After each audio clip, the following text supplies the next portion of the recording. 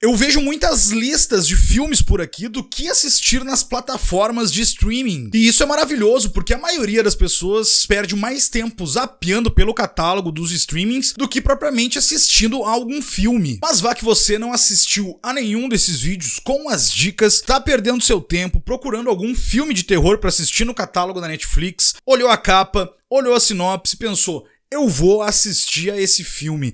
Pra você não perder mais do seu precioso tempo, eu tô aqui pra te ajudar a não assistir algumas bombas que estão lá no catálogo da Netflix, esse streaming tão popular aqui no Brasil. E aqui eu vou fazer o contrário, os 10 filmes pra você morrer antes de assistir lá na Netflix, ou também simplesmente filmes pra você não assistir lá no catálogo dessa tão querida plataforma de streaming.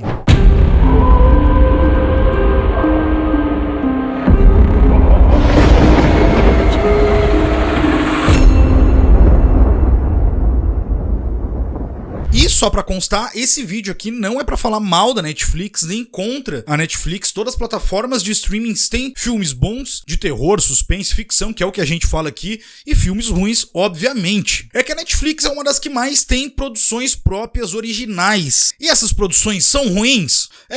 Tem algumas bem ruins e bem duvidosas. Na verdade, as produções próprias da Netflix, a maioria é ruim. E sim, a Netflix tem bons filmes de terror no seu catálogo, mas são os que ela não produz. São filmes que ela traz de outras plataformas de streaming, ou são filmes mais antigos, mais clássicos. Tem filmes bons sim. Inclusive, se você quiser que eu traga uma lista aqui com 10 filmes bons do que assistir na Netflix, deixa aqui nos comentários que eu faço. E falando em comentar, não se esqueça de dar o like, se inscrever aqui no canal, ativar o sininho ali para receber todas as notificações. Para quem não conhece, tá chegando aqui no canal agora, eu sou o Luiz, eu faço parte do podcast Quem Tem Medo, é um dos maiores podcasts do Brasil de cinema, e a gente fala só de terror, horror, suspense, ficção. Começamos recentemente aqui no YouTube, faz mais ou menos cerca de 2 meses que começamos a postar os episódios do podcast aqui no YouTube, e também muitos ouvintes do podcast pediram pra gente trazer alguns conteúdos extras aqui, como esses vídeos com dicas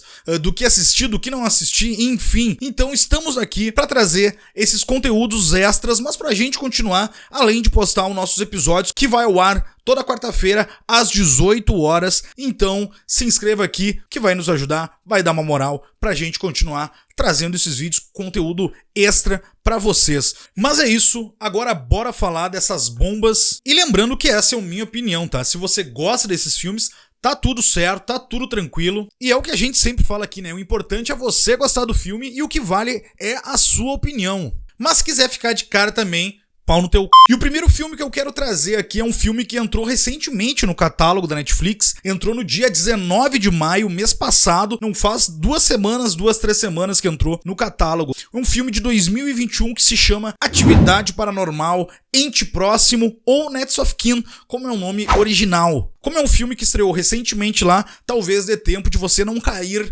nessa bilada sino. Se é que você já não caiu, né? É uma cilada, viu? E eu juro que eu não sei como é que o pessoal escolhe os filmes pra entrar no catálogo da Netflix. Além de trazer produções próprias, originais, horríveis de filmes de terror, ela consegue pegar outros filmes horrorosos que foram pra outras plataformas de streaming e colocar no seu catálogo. Então, parabéns aí, Netflix. Não basta suas produções ruins, em grande maioria traz filmes bostas de outros. E a trama fala sobre um documentarista que acompanha uma jovem que vai até uma comunidade na esperança de encontrar informações sobre a sua família biológica. E após acontecimentos sinistros, a jovem percebe que algo de macabro está acontecendo nessa localidade isolada e remota. Inacreditavelmente, a franquia Atividade Paranormal chegou ao seu 8º filme. Sim, esse é o 8º filme da franquia e era pra funcionar como um reboot. Na verdade, era pra funcionar, né? Não funciona nem como um reboot, nem como um filme atrelado ao nome Atividade Paranormal. E essa franquia que estava extremamente desgastada há muitos anos, se repetindo sempre com a mesma fórmula, mas tem uma coisa que dá certo em Hollywood e por isso que eles não param de fazer filmes de franquias. Antes desse 8º filme da franquia, o Atividade Paranormal, Ente Próximo, todos os filmes da franquia tinham um orçamento somado que dava um pouco menos de 20 milhões de dólares. Todos os 7 filmes gastaram menos de 20 milhões de dólares para serem produzidos e arrecadou nada mais nada menos que 800 milhões de dólares. Então é um lucro absurdo e é óbvio que quando fala de dinheiro, Hollywood vai torcer e esmagar até cair a última moeda e extrair tudo que der das franquias ou dos filmes, enfim. Fica claro que esse filme era um filme qualquer que tava por aí perdido do gênero found footage e alguém teve a brilhante ideia de falar, quem sabe vamos colocar o nome da franquia Atividade Paranormal e falar que é um reboot, porque ninguém já aguenta mais aqueles outros filmes que a gente tava fazendo. E é isso, tentaram desvincular tudo que já tinham feito na franquia. Agora fala sobre um documentarista investigativo que sai com uma mulher para tentar investigar sobre a mãe e a família biológica dela nessa comunidade isolada. E o filme tem falhas de roteiro absurdas. Na verdade, eu me expressei mal. O filme tem rombos de roteiros, crateras gigantescas que chegam a ser até engraçadas em vários momentos, numa coisa que não era pra ser engraçado, obviamente, mas é tão bizarro de ruim, de mal feito, de mal escrito, que sim, se torna engraçado. Tem brincadeira de esconde-esconde ou pique-esconde com demônio, como você queira chamar, mas sim, tem essa brincadeira de esconde-esconde com o demônio. E tem cenas de câmera lenta a la Zack Snyder nesse filme. Assim, imagina, era pra ser um documentário investigativo. E aí tem câmera lenta nesse documentário. Imagina algum documentário investigativo com câmera lenta de alguma cena, mas enfim, né? Não é nem isso que eu quero falar. É que é tão mal feito que uma hora eu pensei que tinha travado a TV ou o aplicativo. E eu reiniciei e eu voltei na mesma cena e ela travou de novo. E aí eu percebi que não, era o filme mal feito mesmo e não era nenhum problema na TV e nada demais, era só alguma coisa muito mal feita. E claro, né, a marca registrada da franquia Atividade Paranormal, as diversas milhões de tentativas de jumpscare que aqui não funciona praticamente nenhuma vez. Enfim, conta uma história genérica, mais uma história genérica de demônios, com personagens extremamente desinteressantes e passa muito longe do sobrenatural que a franquia Atividade Paranormal carrega. E eu, na verdade, eu gosto só do primeiro filme da franquia. Tem algum lá no meio que eu gosto, mas são tão esquecíveis, é tanto filme ruim que eu nem sei mais qual é. Então, pra mim, é uma franquia totalmente desnecessária, com a fórmula totalmente batida e que já não funciona mais. Mas eles não cansam e tentam, como eu falei, tirar até a última moeda dessas pobres almas que gostam de filmes de terror como a gente. E agora sim, uma das pérolas produzidas e originais do catálogo da Netflix se chama um clássico filme de terror, que de clássico não tem nada, de filme tem muito pouco, e de terror são só os clichês. E a trama aqui fala sobre 5 pessoas que estão viajando no motorhome e em determinada parte ali do trajeto eles acabam sofrendo um acidente para tentar desviar de um animal morto ali que tá na via. E depois do acidente, depois que eles acordam, eles percebem que a estrada onde eles estavam desapareceu e tudo que cerca eles ali é só uma floresta sem fim. Esse filme é uma produção italiana que até me chamou a atenção pelo nome, obviamente, e os 30 primeiros minutos iniciais do filme até me deixou curioso e me deixou interessado. E esse começo tem alguns elementos que até é interessantes, podemos dizer. Só que esse filme aqui é recheado de clichê de terror. Eu vou citar alguns só pra vocês terem ideia aqui. Viagem de motorhome, cabana isolada no meio de uma floresta, seitas macabras, que nunca é esclarecido a verdadeira função dessa seita. Eu acho que no final das contas ela tá ali só pra preencher o requisito de clichê mesmo, mais um clichê. Rituais satânicos, atitude idiota de personagem caricato que é fã de filmes de terror e mais diversas outras presepadas que esse filme apresenta. É bizarro, é sério, é bizarro. E o filme da metade pro final se perde. O final, sério, o final sério, é complicado. Eu ficaria reclamando aqui desse filme, falando mal desse filme aqui, por 30 minutos tranquilamente por causa desse final. Os diretores aqui, eles tentam ser inovadores, eles tentam ser diferentões, tentam fazer uma grande reviravolta genial e não consegue. Mas não consegue, né, Moisés? Mas não consegue. Moisés! Não consegue, né? Eles tentam fazer o uso de uma metalinguagem pra meio que criticar as pessoas que assistem trechos do filme e depois vão lá e dão dislike ou falam mal. E na real é uma bosta, e eu tenho certeza que na cabeça dos diretores, porque não basta ser um, são 2 diretores, eu tenho certeza que na cabeça deles eles estavam fazendo uma coisa genial, eu tenho certeza disso. Que eles estavam na hora lá de escrever e de dirigir, falando, cara, a gente vai fazer uma coisa genial, que nós vamos ficar famosos, nós vamos ficar ricos por causa desse final, que esse final é inovador, ninguém nunca fez isso, e nós somos fodas. Só que não consegue, né, Moisés? Mas não consegue, mas Moisés. E esses rapazes, esses jovens, esses diretores, parece que eles não vieram de um país, né? A Itália que tem grandes diretores como referência do terror. Eu acho que eles não conhecem a própria história do seu próprio país, porque diretores como Mario Bava, Dario Argento, Ruggero Deodato, Lucio Fulci e diversos outros que eu poderia citar aqui são conhecidos e inspiraram no mundo todo diversos diretores hoje, como o próprio Quentin Tarantino e diversos outros que eu poderia citar aqui, mas nossa, é complicado. Enfim, eu fico puto aqui, eu poderia ficar falando um monte aqui desses caras, mas eu só torço que eles comecem a se inspirar nesses caras que eu falei, ou simplesmente se inspirem em quem eles quiserem, mas que só façam coisas boas daqui pra frente, ou que se aposentem, né, e vão fazer outra coisa da vida. E agora eu vou falar de mais um filme italiano, mais um filme de 2021 e mais uma produção original lá do catálogo da Netflix. Nossa, produção italiana, 2021. 2021, ano fudido, né? Que ano fudido, eu vou te contar.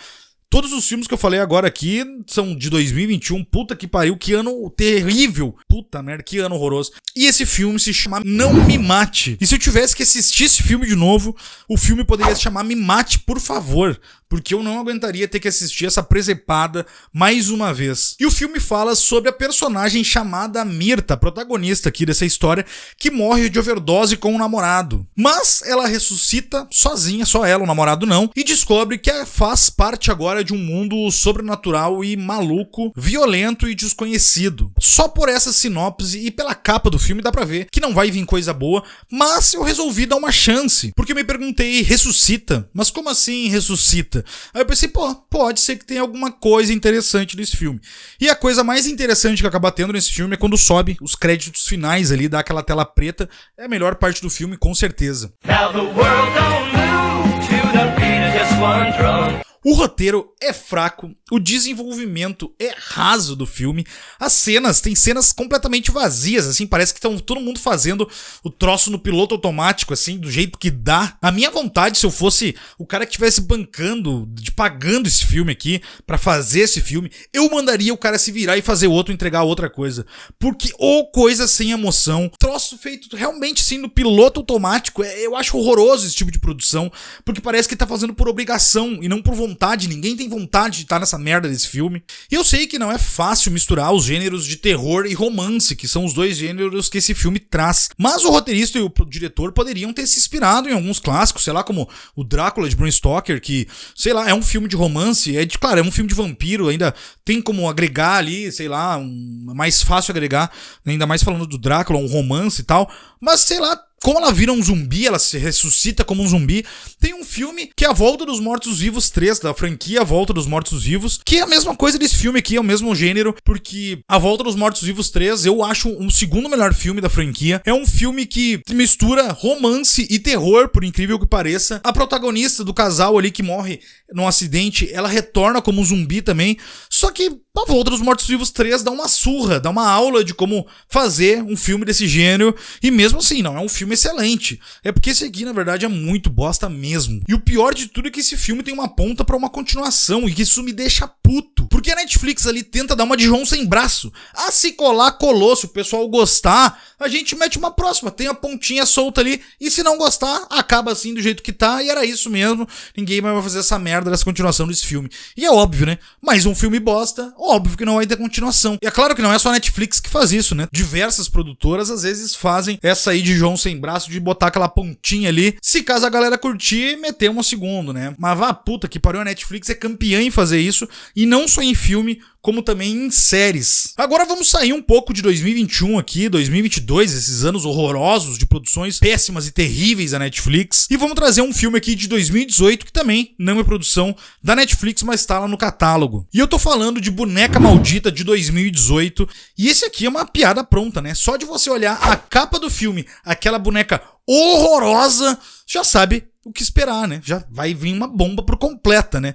E é óbvio que vem. E a trama desse filme fala sobre um fabricante de brinquedos e a sua esposa que são aterrorizados por um demônio, uma assombração, depois que a sobrinha deles, que é órfã, tenta fazer contato com o espírito da mãe. E esse filme aqui faz parte de uma trilogia chamada The Doll. O primeiro filme tem o The Doll 2, e eu não sei por que esse filme acabou se chamando somente Sabrina, mas é parte da mesma história e até com os mesmos personagens dos filmes anteriores. E obviamente que não vale a pena nem se aprofundar aqui nessa história da trilogia desse filme. E esse aqui é mais uma tentativa de reprisar algo que tá dando certo. Certo que eu digo assim, não que seja bom, mas que pelo menos tá dando certo nas bilheterias. E aqui é o caso de Annabelle. Ele tenta muito reproduzir o que acontece no filme da Annabelle, porque é obviamente um sucesso de bilheteria. Eu gosto do Annabelle 2, um pouco do primeiro, mas o melhor filme dos 3 até agora, eu gosto mais de Annabelle 2. E não que eu ache uma obra-prima, mas eu acho o segundo filme ok. Só que esse aqui é a Annabelle piorado, ridículo, tosco, bagaceiro, enfim.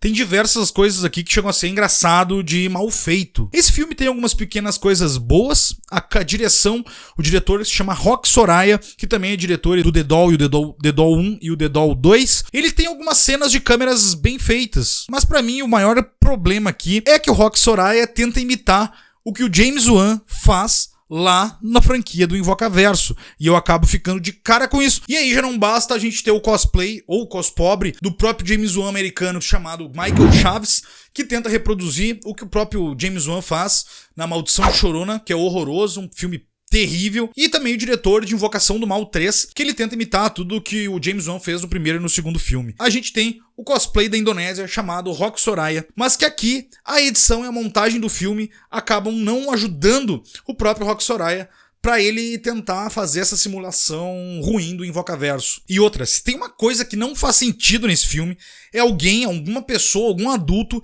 em sã consciência, ir numa loja e comprar uma boneca horrorosa dessas pro seu filho. Não faz sentido nenhuma empresa produzir essa boneca em massa, porque ninguém vai comprar essa boneca. Ela é horrorosa, olha a cara desse demônio. É um troço horrível. A única chance de alguém comprar isso aqui é pra assustar alguém. É o único motivo pra comprar. Se não for pra assustar alguém, não faz sentido nenhum. Agora sim, os diálogos são ruins, a maquiagem é muito mal feita, os takes clichê da boneca em segundo plano, girando a cabecinha aqui, lá no fundo, enquanto alguém tá no primeiro plano na frente. É isso, sabe? É isso. É a tentativa pobre da bagaceira da Annabelle. O filme se resume a isso. O melhor do filme é a metade final, que o filme acaba se tornando um trash. Eu que gosto de filmes trash, dá pra tirar alguma coisa dali, do final do filme. O pior do filme é o roteiro, que é extremamente simples, é fraco também, construção de diálogos é horrorosa, e a montagem e edição do filme também, que é muito ruim. E o final aqui é outro que abre para uma possível continuação. É claro, a gente já falei que é uma trilogia, então pode ter continuações, já é uma continuação, mas aqui óbvio que deixa aquela pontinha solta ali para continuar. Espero que não, mas se continuar, a gente sempre torce para que seja bom. E agora a gente volta pro desgraçado ano de 2021, mais uma produção original do catálogo da Netflix, Ninguém Sai Vivo. E esse aqui eu acho que talvez a maior parte do público possa até gostar, porque ele tem alguns pontos positivos, eu vou citar aqui, mas infelizmente ele não me pegou. A trama traz uma imigrante legal do México que está morando nos Estados Unidos, ela tá desesperada para conseguir ali se legalizar para estar no país, acaba mudando para uma pensão decadente e ela nem imagina que após se mudar, o seu pior pesadelo está prestes a começar. Bom, como eu falei, esse filme tem alguns pontos positivos que eu já vou citar até aqui agora. Essa premissa é até interessante, funciona pra mim até na metade do filme, na verdade. O roteiro tem breves momentos que ele consegue passar a solidão dessa imigrante legal e os próprios problemas que a protagonista tá passando. A atriz, na verdade, ela tá muito bem no papel aqui e o elenco, né, de forma geral, funciona muito bem. Destaque principal no elenco é pra atriz Cristina Rodolo, mas o elenco geral, como eu falei, funciona. E além do roteiro funcionar nesse começo, tem uma boa ambientação nessa pensão e tem uma boa fotografia também, é bonita, é sombria, por vários momentos o diretor consegue passar também essas coisas pra quem tá assistindo. E esse filme é mais um que acaba se perdendo depois da metade do filme, ele não sabe muito bem pra onde vai, é recheado de clichês que a gente já viu em diversos filmes, como aquelas assombrações que aparecem em segundo plano atrás da personagem, e aí quando ela se vira pra olhar, a assombração sumiu, ou uma mão que surge por trás do ombro da personagem, uma tentativa de dar um jumpscare e, enfim, por aí vai, diversas outras tentativas de jumpscares forçados e que não funcionam. E o filme acaba se tornando bem previsível já logo no começo. Antes dos primeiros 30 minutos de filme, ele já entrega o envolvimento das pessoas que, enfim, lá no final do filme poderia ter alguma reviravolta, mas não tem. E principalmente pra quem lembra do remake da Casa de Cera de 2005, aqui acontece a mesma coisa. Quando a pessoa tá na casa e acabam descobrindo que os dois são irmãos, o cara lá, o mecânico e o assassino da Casa de Cera são irmãos, aqui acontece uma coisa igual, na verdade, é a mesma cena, é muito parecida. O jeito que a pessoa descobre o plot twist desse filme. Então, pra quem lembra do remake da Casa de Cera de 2005, vai pegar menos de meia hora o plot twist desse filme. Só claro, no final dos dois filmes são diferentes. Aqui, em Ninguém Sair Vivo, é uma coisa sobrenatural, e lá na Casa de Cera é um filme slasher, né? E aqui temos mais um exemplar de um filme que o final é sofrível, confuso e totalmente sem sentido, não explica a origem de nada do filme, o que não é um problema, na verdade eu até gosto quando algumas produções não explicam totalmente o que tá acontecendo, para cada pessoa tirar suas próprias conclusões ou imaginar o que poderia ser. Isso gera discussão, gera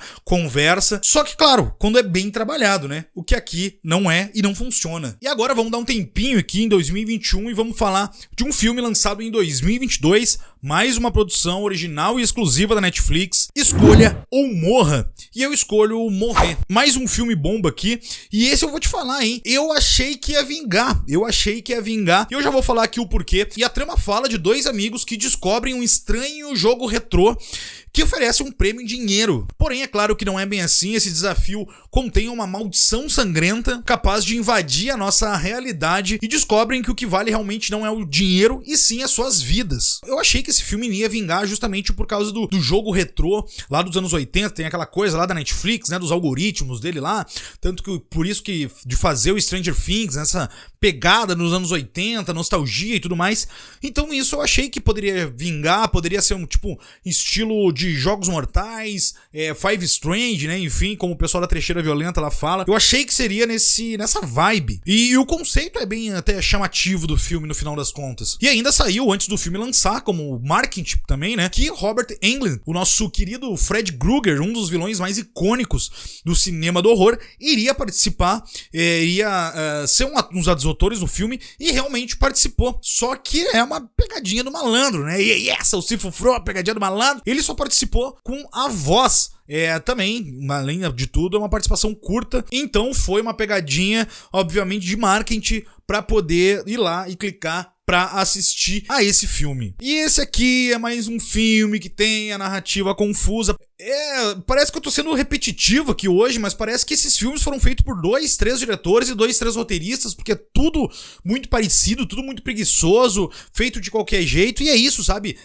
Não tem profundidade em nada, roteiro totalmente bagunçado, personagens que poderiam até ser interessantes, ali tem a personagem da menina que é interessante, tem um pequeno background por trás ali da história dela, mas sabe, o roteiro depois acaba se tornando fraco e ela não consegue crescer e não ganhar mais relevância na trama. Então é mais uma presepada na Netflix e mais uma perda de tempo. Mais um filme de 2022, mais um original e exclusivo da Netflix. Parece que eu tô pegando no pé da Netflix aqui, mas realmente, as produções originais e exclusivas da Netflix, que ela mesma produz, sério, a maioria de grande parte é mal feita, é ruim e poucas coisas se salvam. Obviamente tem lá a trilogia Rua do Medo, que é muito boa, tem algumas pequenas outras coisas aqui, tem diversos outros filmes que eu poderia falar hoje aqui, a lista poderia se estender tranquilamente por 10 de 20 filmes. E agora eu vou falar de Filhos do Privilégio, que poderia muito bem se chamar Filhos do Sacrilégio, porque o filme ruim da porra. E que bagunça, meus amigos, que bagunça é este longa-metragem. O filme, primeiramente, ele nem sabe se é um filme de possessão, se é um filme de exorcismo, se é um filme de seita, se é um filme de invasão domiciliar. Eles não sabem direito o que estão fazendo aqui. Eles jogam todas essas coisas que eu acabei de falar na trama e vira uma bagunça por completa. Os diretores, eles não conseguem achar ali o fio condutor pra direcionar o filme pra alguma coisa, e ele acaba tentando te assustar por te assustar de coisas aleatórias e em vão, assim. É uma tentativa muito ruim desses diretores aqui. Também são 2 diretores, eu não vou nem citar agora aqui sinopse e nome deles, que não vale nem a pena, é só pra você não assistir mesmo. E conforme as coisas vão acontecendo, o filme vai ficando mais cansativo, tu vai ficando mais puto e irritado com esse filme. Parece que não tem um projeto ou que não foi finalizado, parece que eles pegaram uma sinopse de alguma ideia, de alguma coisa, e foram trabalhando ali do jeito que deu, ao desenrolar do guia dirigindo e adicionando as coisas, porque realmente parece que não tem nada, tem sentido aqui nesse filme. São ideias vagas do que poderia ser e acaba se perdendo. Um filme totalmente perdido. E aí, é claro que acaba sobrando intenção dos diretores fazer as coisas, de tanta coisa que eles colocam aqui, de tantos elementos que eles colocam pra trama, mas obviamente que falta qualidade. E o resultado, o final do filme, é uma bomba por completo e deixa bem evidente que o pessoal não sabia muito bem o que estava fazendo ali. Então é isso, não assistam, filhos do privilégio, que esse aqui, sério, eu não sei, é tanto filme ruim aqui que eu tô trazendo hoje, mas esse aqui eu acho que com certeza é um dos piores filmes, talvez, da lista de hoje aqui. E o 7º filme que eu quero trazer agora é O Massacre da Serra Elétrica, o retorno de Leatherface, que na verdade era melhor nunca ter retornado, né? Esse filme foi lançado em janeiro de 2022 e a gente aqui no Quem Tem Medo tava numa expectativa gigantesca, mesmo sabendo que esse filme tinha problemas na produção, problemas na direção, tanto que teve a troca de diretor no meio das gravações. Isso é bizarro, e simplesmente aproveitar essas cenas já gravadas, continuar da onde tava, isso é estranho. E é claro que eu entendo e faz todo sentido os diretores Ryan e Andy Torril saírem no meio das gravações por divergências criativas. Não, porque eu também sairia e não ia querer o meu nome atrelado à bosta desse filme. E o diretor David Blue Garcia, que vem do cinema independente, assumiu as gravações no meio e teve que trocar o pneu com o carro andando. E David Blue Garcia é uma das pessoas que menos tem culpa no cartório do resultado final desse filme sair tenebroso. E o filme fala sobre um grupo de jovens que decide dar uma cara nova a uma cidade fantasma no Texas, mas acaba se deparando com o nosso querido Leatherface, o maníaco da Serra Elétrica. Eu poderia ficar falando horas aqui desse filme, mas eu não quero me irritar, como eu me irritei no episódio que a gente fez do podcast número 27, a gente fez um episódio exclusivo falando sobre este filme. Mas resumindo, esse filme consegue ser um dos piores da franquia, e isso que a franquia O Massacre da Serra Elétrica tem muitos filmes ruins. É óbvio, né? Tô desconsiderando aqui o primeiro filme de 74, dirigido por Tobe Hooper,